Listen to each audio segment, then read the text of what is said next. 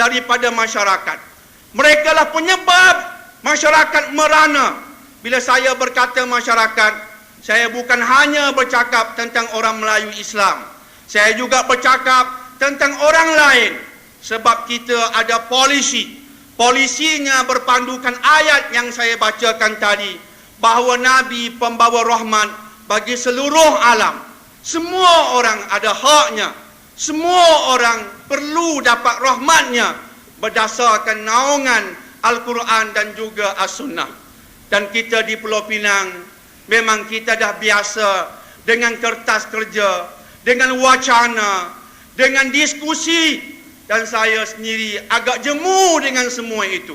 Sebab selama ini akhbar-akhbar perdana melaporkan betapa Melayu Pulau Pinang hidup mereka merana seperti rakyat Palestin. Ini bukan hal baru. Ia dilaporkan beberapa tahun yang lepas di akhbar perdana Melayu kita. Kajian dibuat dengan terperinci oleh seorang profesor di USM yang masih hidup lagi, yang bertemu dengan saya. Kita pernah wacanakan di Wrexham. Saya hadir sebagai jemputan. Dijemput bekas Ketua Menteri, dijemput Profesor USM yang berkenaan, dijemput seorang profesor khas dari UUM. Rumusannya Melayu Pulau Pinang memang merempat. Siapa yang menyebabkan semua ini berlaku? Siapa yang menyebabkan Melayu merempat? Adakah ketua yang baru ataupun ketua yang lama? Semua ini sebenarnya perlu menjadi ingatan kita, bahawa andai kata Allah berikan amanah kepada kita dan kita mengabaikan amanah, jagalah, Allah akan bala orang yang diberikan amanah. Dan akhirnya jika rakyat pun diam, rakyat tahu yang di atas itu tidak betul, rakyat tahu yang di atas itu keluarganya kaya raya, kita semakin papa ke dana, rakyat tahu rakyat masih nak memilih mereka, rakyat pun, anda pun tunggulah bala daripada Allah. Tuan-tuan, hadirin sidang Jumaat yang dimuliakan, kita peringatkan pemimpin-pemimpin yang baru di Pulau Pinang ataupun di mana-mana saja.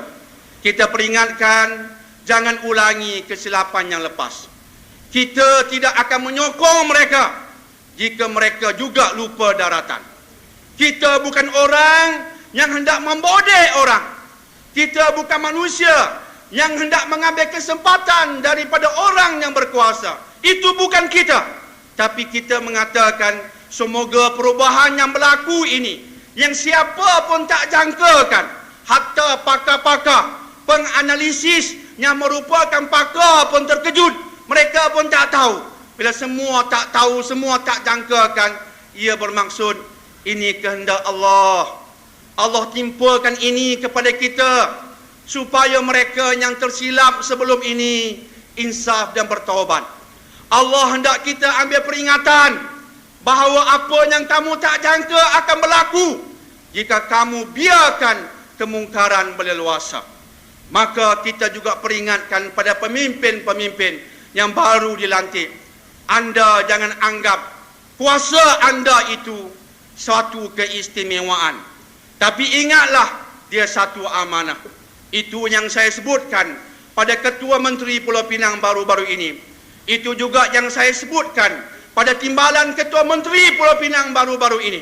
Itu juga yang saya sebutkan pada beberapa ahli-ahli parlimen baru-baru ini.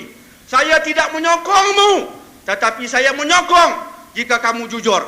Saya menyokong dengan syarat kamu telus.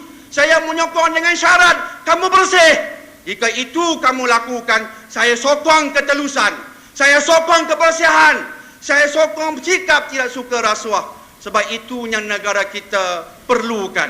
Negara Malaysia kaya raya, alhamdulillah. Tetapi sayangnya kekayaannya berlega hanya pada beberapa orang sahaja. Kita mahu laksanakan seperti yang dilaksanakan oleh Omar Abdul Aziz. Alhamdulillah, ini saya katakan mendapat sambutan dari Ketua Menteri Pulau Pinang.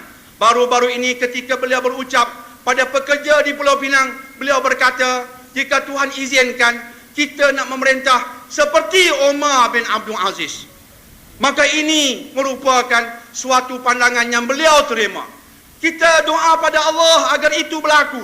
Kita tak tahu benarkah ia akan berlaku. Kita masih berhati-hati, tapi kita harapkan angin perubahan akan bertiup. Mengapa Umar Abdul Aziz?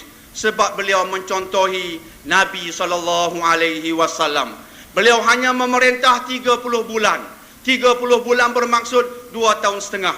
Kemudian berpandukan riwayat yang sahih, yang datang riwayatnya daripada Yahya bin Sa'id.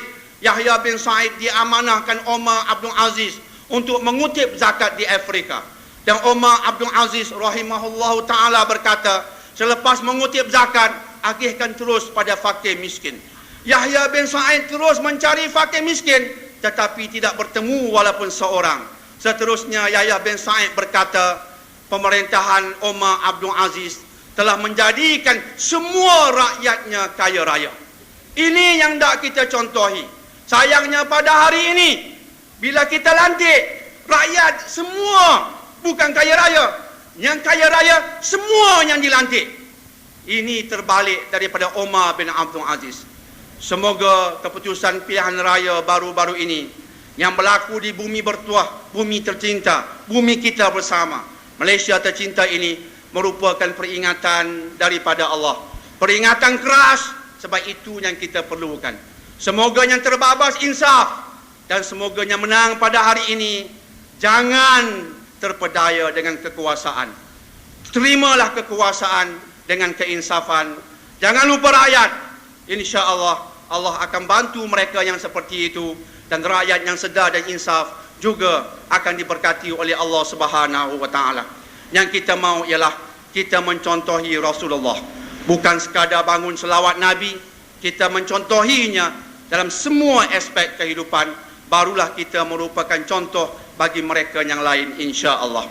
A'udzu billahi minasyaitonir rajim. Ya ayyuhalladzina amanu udkhulu fis silmi kaffah wa la tattabi'u khutuwati syaitan innahu lakum aduwwum mubin. Wahai mereka yang ada iman, laksanakanlah Islam secara total ataupun sepenuhnya, dan jangan diikut langkah-langkah syaitan.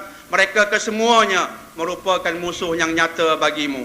Barakallah li wa lakum bil Qur'anil azim wa nafa'ani wa iyyakum bima fihi minadh dzikril hakim wa taqabbala minni wa minkum tilawatahu innahu huwas samiul alim. Aqulu qawli hadza wa astaghfirullah li wa lakum wa lisairil muslimina wal muslimat fastaghfiru fa ya fawzal mustaghfirin wa ya najatat taibin.